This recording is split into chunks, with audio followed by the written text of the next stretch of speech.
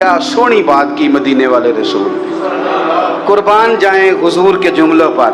ایک شخص نے پوچھا حضور سونا اسلام کون سا ہے، خوبصورت مسلمان کون ہے؟ تو نبی پاک صلی اللہ علیہ وسلم نے فرمایا وہ خوبصورت مسلمان ہے جو بات اس کے مقصد کی نہیں بے معنی ہے وہ بات وہ چھوڑ دے۔ بے مقصد باتوں سے الجھنا جو بندہ چھوڑ دے وہ مسلمان بڑا سونا مسلمان ہے۔ ہم کمزور اس لیے ہوتے ہیں کہ ہماری توجہ زیادہ دوسروں کی باتوں پر پڑتی ہے۔ پھر فرمایا والذین ھم للزکاۃ فاعلون، وہ لوگ جو زکوٰۃ دینے کا کام کرتے ہیں، صدقات کرتے ہیں، خیرات کرتے ہیں، وہ کامیاب ہو جاتے ہیں۔ پھر فرمایا والذین ھم لفروجہم حافظون، وہ جو اپنی شرمگاہ کی حفاظت کرتے ہیں۔ نوجوان میری بات پر توجہ کریں، فرمایا وہ لوگ جو اپنی شرمگاہ کی، والذین ھم لفروجہم حافظون، وہ لوگ جو اپنی شرمگاہ کی حفاظت کرتے ہیں۔ حضور غوث پاک رضی اللہ تعالیٰ عنہ فرمایا کرتے تھے دو چیزیں انسان اپنی سنبھال لینا، ایک پیٹ اور ایک شرمگاہ، تو فرماتے تھے ولایت اس کے بڑی قریب آ جاتی۔ ہم نہ ان لذات میں الجھ جاتے ہیں۔ سیانے بندے روٹی کمر سیدھی کرنے کے لیے کھانی چاہیے، زبان کے ذائقے کے لیے نہیں کھانی چاہیے۔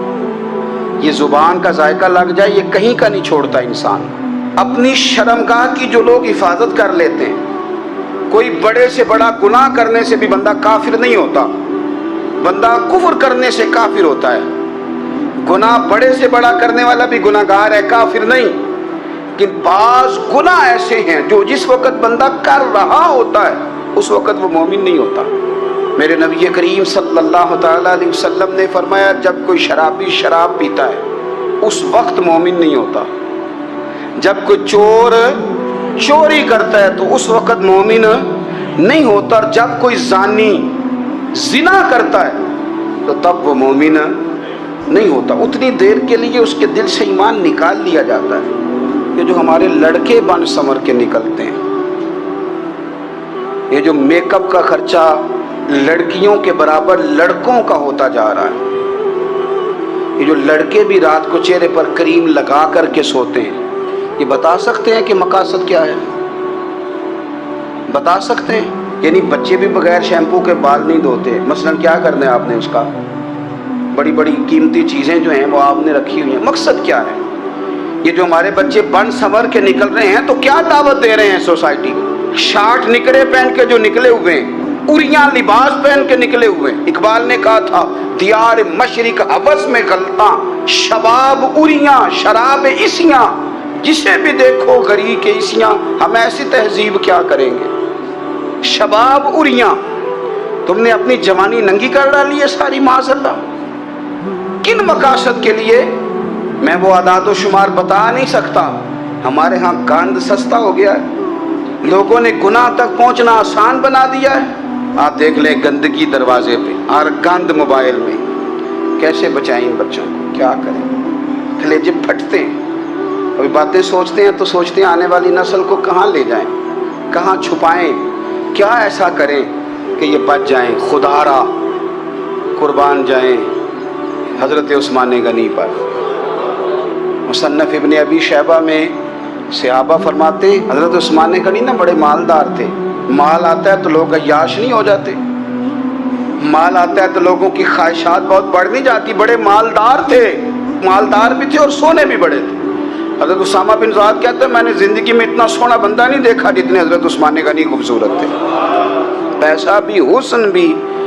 لیکن فرماتے ہیں کہ حضرت عثمان غنی سب سے بڑھ کر اپنی شرمگاہ کی حفاظت کرنے والے اور سب سے بڑھ کر صلہ رحمی کرنے والے، رشتہ داروں سے اچھا سلوک کرنے والے، حیا والے، شرم والے، پاکیزگی والے۔ آپ کا ذہن ہے، آپ صبح اٹھتے ہی ذہن بنا لیں کہ میں نے آج اتنا سبق پڑھنا ہے، آج اتنی تفسیر دیکھنی ہے، اتنی عبادت کرنی ہے، فلانی نعت میں نے دیکھنی ہے، فلاں خیر کا کام کرنا ہے، فلاں آدمی کے ساتھ نیکی کرنی ہے۔ صبح ذہن بنا لیں، آپ کا ذہن وہی کام کرنے لگے گا۔